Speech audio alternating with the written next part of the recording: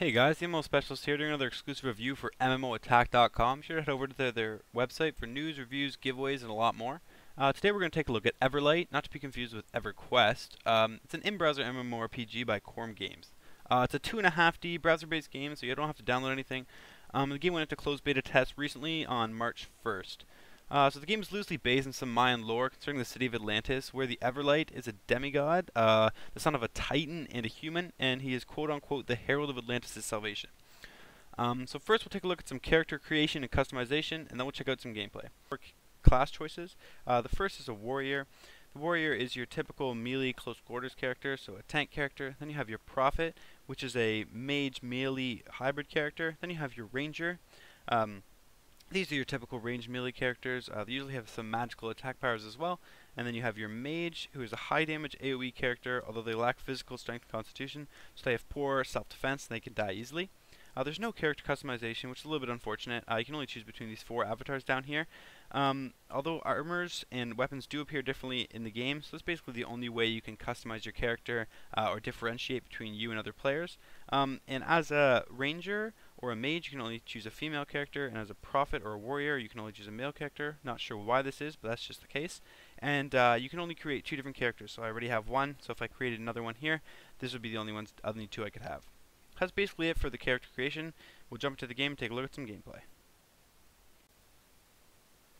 Hey guys, so basically this is the gameplay. As you can see here, we can really see the 2.5D graphics, very similar to Age of Empires. This is basically running at max settings. This is as nice as it's going to look. The early stages of the game, they kind of leave you very little to you as a player. The auto route function, as I'll try and show you here. So if I go to quests, and I go to escort quests, and I go to here, and if I go to say I want to run to him, as you can see here, it'll auto route all the way there. So at the beginning of the game, that basically auto routes you around, and as well as the auto route feature, they have an auto attack feature. So if you're doing a quest and you have to kill, say, 20 of these or 30 of those, the game will kill them for you. So that's kind of a bummer because it kind of takes away from what the player has to do. Although some people might like that because they can go AFK or multitask. I kind of prefer to actually be playing and attacking myself. But that's just up to me. Sorry, I had a dry throat. Anyways, so that's basically the auto route. The skills in the game are separated into three types. So you have class skills, legion skills, and addition skills. So the class skills are learned by receiving and using class skill books. You can only learn the skills from the skill books for your class, obviously, but you can just sell the skill books you get from other classes. As you can see here, I do have a skill book from the ranger class for walking wind. So if I want to sell that, I can just use this little sell feature here, and I click that, and if I select yes and sell, it'll basically drop it into the box in the bottom left there. It'll show the world chat that I'm selling it, and then if somebody buys it, I'll just receive that money, and that's basically how their auction works. But I won't be able to touch that item until I sell or until I cancel that sale. So that's kind of takes up space in your inventory, although you do have quite a bit of inventory, and you can get inventory unlock slots and everything. You can earn them in game. So if we look at the legion skills, these are basically learned after level 30 when you join a legion. So when you reach level 30, you have to request to join a legion, or you can create your own. As you can see, I'm in demigods. These are basically just basically like a faction. So you can earn legion skills by buying them with legion contribution or personal contribution. So you get those from doing the legion activities. So if I did this dragon volcano instance, I would earn some contribution, and I could use it to buy legion skills or in the legion shop. So that's basically how the legions work. Back to the skills, you also have the additional skills. These are learned just at levels, so level 5, level 40, and level 60. I can earn these skills, and they just give me small bonuses. So as you can see here, a prophet's core skill reduces my target's HP by 40% and recovers mine by 40, but that's earned at level 60, so I'll have to try that out when I get there. So quests are a pretty large part of the game, especially early on. They really level you up quite quickly, and they're basically, it also shows your acquired skills, so the quests I have, your available ones, so if I wanted to run different ones, and also bounty skills. So these are basically just like personal, kill 30 of these, kill 20 of those kind of quests that you would expect from basically any MMO. So basically EverQuest also has pets. I'm running on a mount right now, but you also have pets like a lot of other games.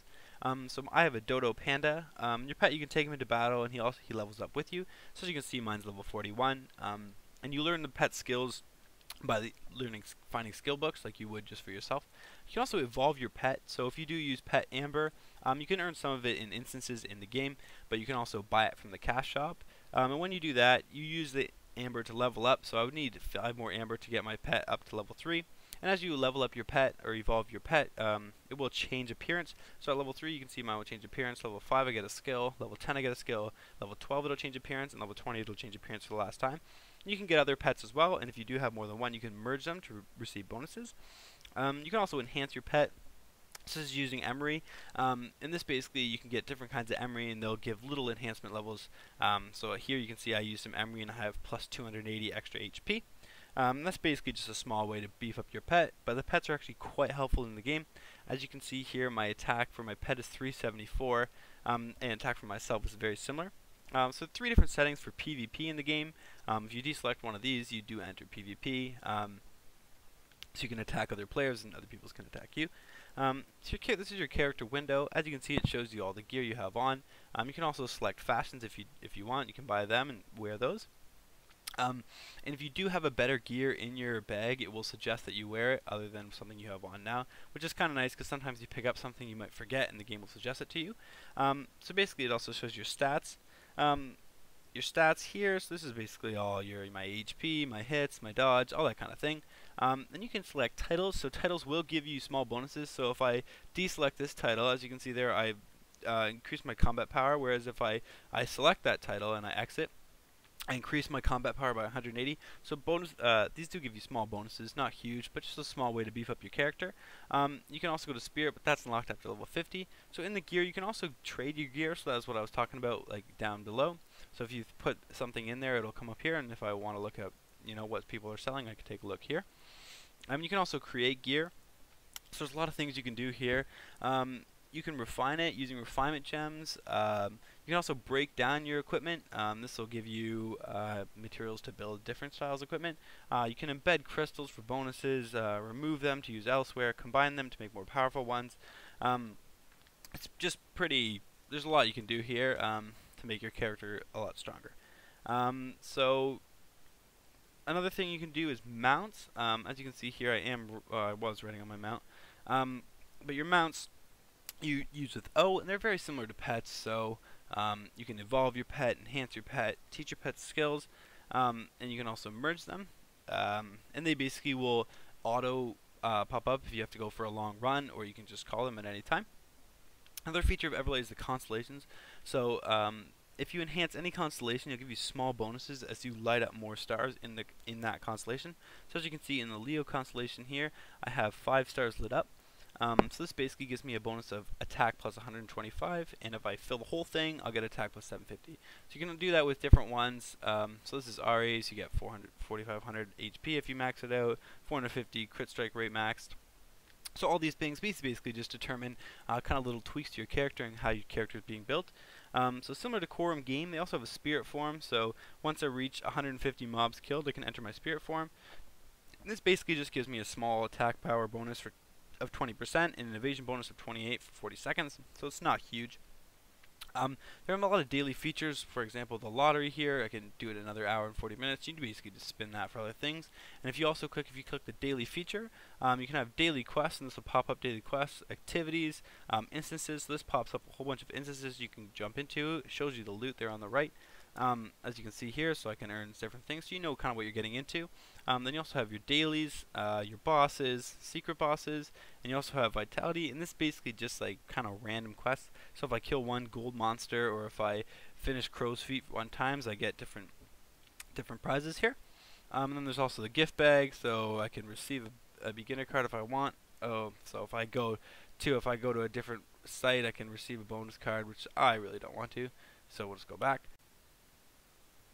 Okay, so we're back. Sorry about that. There's also your friend list, as you would expect from any MMO. You know, your friends, your temporary friends, apparently. Your foes and your block list. Then you also have squads or party info. So you can invite people to go to instances with. You can also do teams over different servers and players over different servers. And basically, you can just pick the way you distribute your items from a loot. So from an instance, so random distribution or auto loot, you can invite people, you can quit the team, you can recruit and team up. So basically the map loads in different pieces. I'm going to just ride my mount and kind of run to a quest so I can show you. These basically are, basically the map loads in, actually let's go to those guys. So the map loads, as you can see, like this, and there's different sections, and inside each of these sections is a different section. And it's okay. It kind of basically saves on loading time. So as you can see here, I run to this area and it loads up quite quickly. The movement isn't that fluid, but that's what you'd expect from a 2.5D MMO. And it doesn't really have a free range type feel. Like basically everywhere you can go outside of a city has monsters. It's basically only for killing monsters. So there's not really any of that kind of run around explore feeling that you would get from any from kind of other different larger MMOs. But this is a free to play browser based MMO, so you can't expect much. You can see a little lag there in the loading times, but that's not too bad. So that's basically all there is to talk about. Let's just demonstrate some combat here. So you can attack on your mount, but you can also hide your mount if you want. So if I just quickly select my mount and I recall it, and then I can just jump in here. So you can see the attacking isn't that intuitive. I basically just select what I want to kill and just run through my skills. I don't have to move. I don't have to really do anything. You can't use WASD to move. It's just a point and click. If I use WASD, see, it just blows me on my mount. But yeah, it's basically all there is. The combat isn't my favorite. The animations are not bad. You know, the little fire and all that kind of thing. I'm not sure why these turn into little kind of whatever that was, llamas, I guess, pink-headed llamas. But that's basically it, guys. Be sure to head on over to MMO Attack for more news, reviews, giveaways, all that kind of stuff. Be sure to comment, like, subscribe. Let me know what you want to see. Be sure to check out MMO Attack on Twitter. Check out me on Twitter. And thanks a lot for watching, guys. Have a great day. Cheers.